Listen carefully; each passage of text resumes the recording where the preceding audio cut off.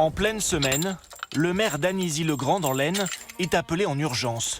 L'alarme du château d'eau qui alimente sa ville et le village voisin en eau potable vient de se déclencher. Quelqu'un a pénétré à l'intérieur. La chaîne du portail du bas a été sectionnée, la porte ici a été forcée et la cuve, pareil, a été retrouvée ouverte, donc forcée également.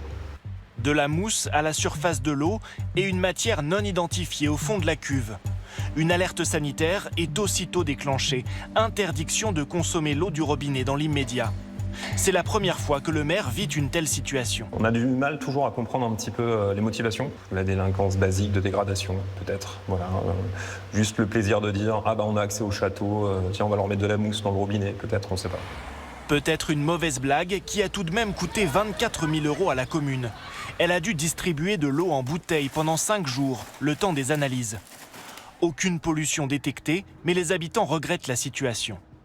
C'est ridicule parce que je vois pas trop l'intérêt, ça pénalise tout le monde, ça a un coût pour la commune. Quand il n'y a pas d'eau, c'est terrible, parce que déjà pour la toilette, pour faire son repas. Il a fallu aller à la cuve d'eau, prendre les seaux d'eau pour mettre aux toilettes. On a revécu les années 60-70. Des caméras vont être installées au château d'eau. Les auteurs, s'ils sont identifiés, risquent 3 ans de prison et 45 000 € d'amende. En pleine canicule, ces intrusions dans des réserves d'eau se sont multipliées récemment, dans l'Aude, la Marne, en Picardie ou dans le Cantal. Près de Reims, la semaine dernière, c'est ce réservoir qui a été visité.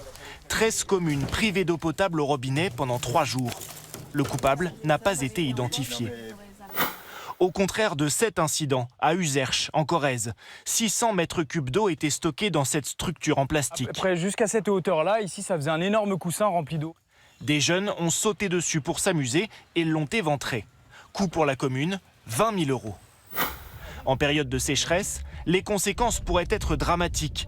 Près de Nîmes, cette citerne destinée à lutter contre les feux de forêt a été vidée illégalement. Je pense plus à une bêtise de jeunesse, mais en tous les cas inqualifiable. Et pour moi, c'est un crime contre la nature.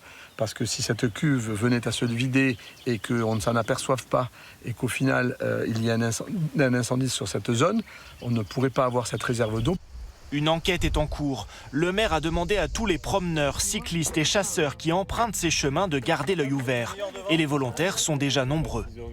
On n'a pas le choix, on est obligé de faire attention pour qu'on puisse encore circuler dans les forêts et que tout le monde y trouve son compte. Je vais essayer de tourner même le soir. S'il faut que j'aille jusqu'à 1 h du matin, je tournerai. Depuis ce tournage, plusieurs incendies ont eu lieu, dans ce massif et ceux qui l'entourent.